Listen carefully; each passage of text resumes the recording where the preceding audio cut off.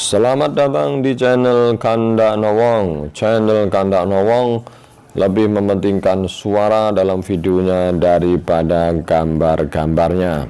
Kalau Anda belum subscribe, silakan saya beri kesempatan untuk subscribe dulu.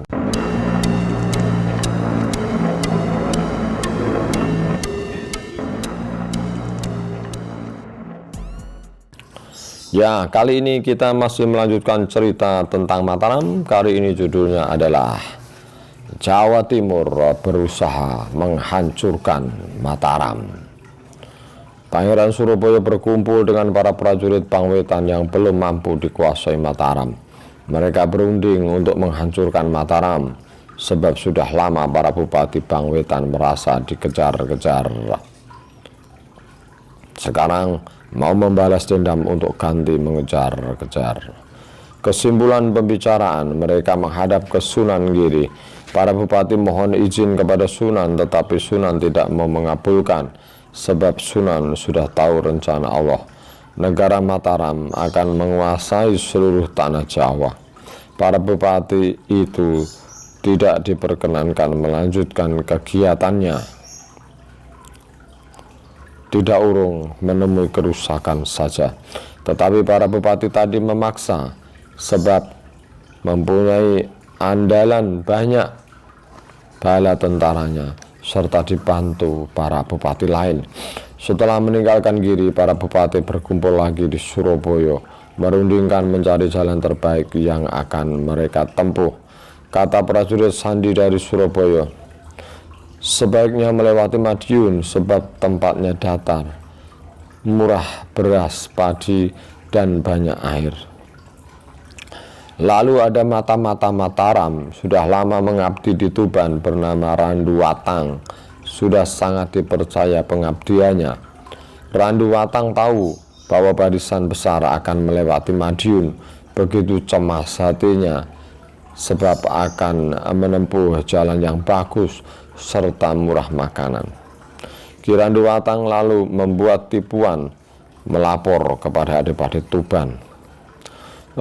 Jika barisan besar itu akan lewat Madiun, Kanjeng tentu akan mendapat kesulitan di perjalanan, sebab di Madiun Jogorogo, Ponorogo sudah di bawah Mataram, jadi tidak akan lancar jalannya.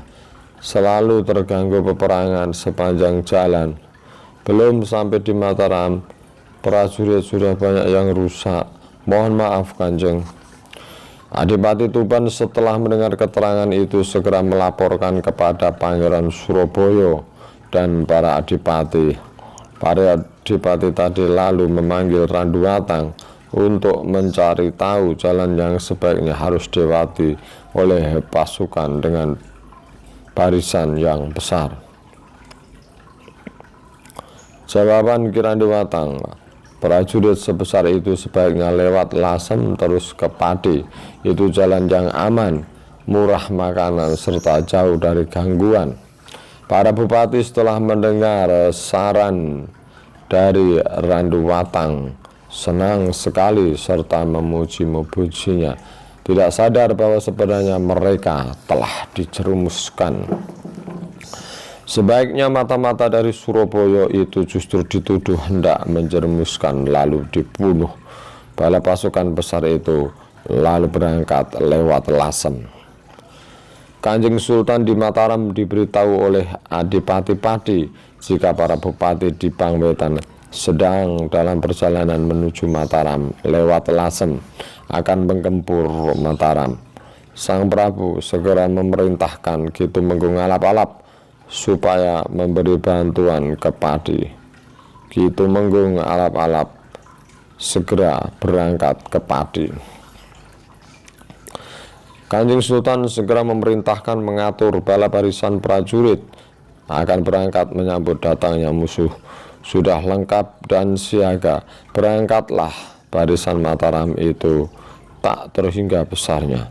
Setelah sampai di Pajang, lalu beristirahat di sebelah barat kota.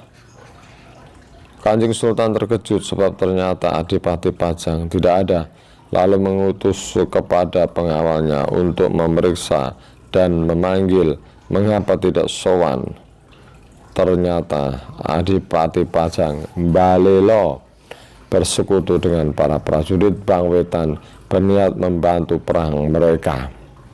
Ia sudah meninggalkan kota, Mesanggrah di dusun Siwalan, menanti-nanti kedatangan Bolo dari Bang Wetan.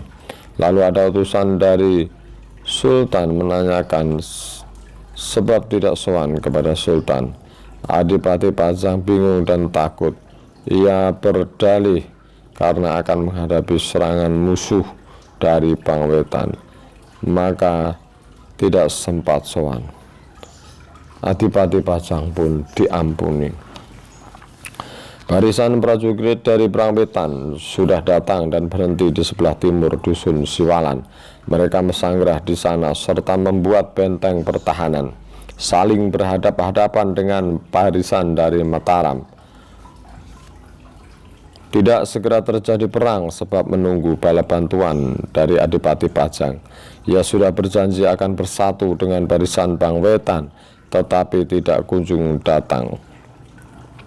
Akhirnya Adipati Pajang yang sangat ditunggu-tunggu para bupati Bang Wetan bersama seluruh bala tentaranya tidak jadi datang. Waktu itu kedua barisan Mataram dengan Bang Wetan cukup lama saling berhadapan-hadapan, saling menunggu. Kanjeng Sultan Mataram memerintahkan kepada Tumenggung Martoloyo supaya mengitari pesanggrahan musuh, berlindung dari jarak jauh, mendekati para prajurit Bang Wetan yang sedang mencari makan. Ki Tumenggung Martoloyo menjalankan pasukan berkuda setiap hari berputar-putar dari jarak jauh. Akhirnya diketahui orang-orang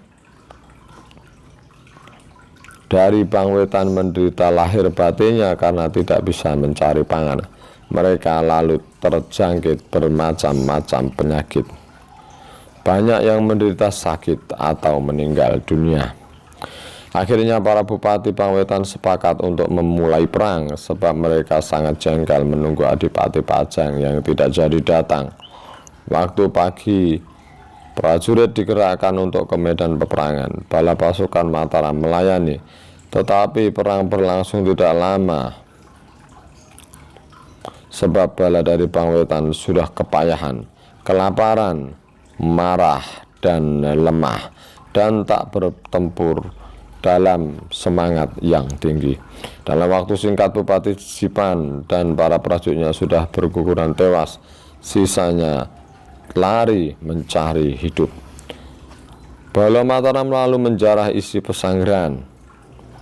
Kanjeng Sultan dan seluruh para tentaranya lalu kembali pulang ke Mataram.